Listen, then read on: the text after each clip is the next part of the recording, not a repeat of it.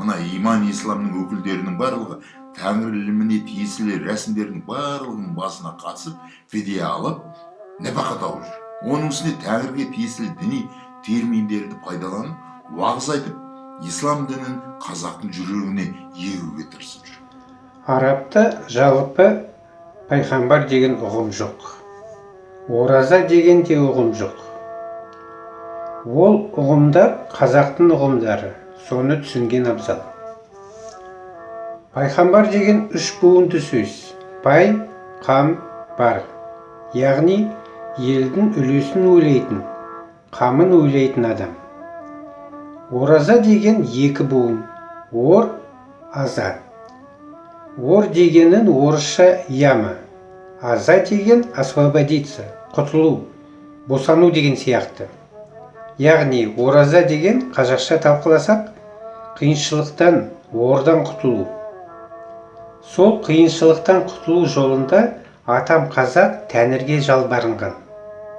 Бұл ұғымдар анау әлімсақтан, Қорқыт бабамыз өмір сүрген уақыттан бері келе жатқан түсінік. Ораза, жаназа, пайғамбар деген ұғымдар қазақтікі. Арапта ондай түсініктер болмаған, әрі жоқ.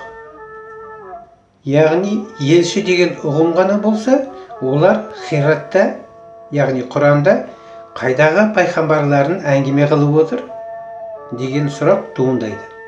Мысалы, жаназа деген жанның денеден аза болуы.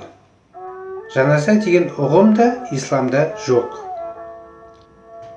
Жаназада атам қазақ мәйітті оң жағына жатқызып, шырақ жағып, 3 күн күзеткен.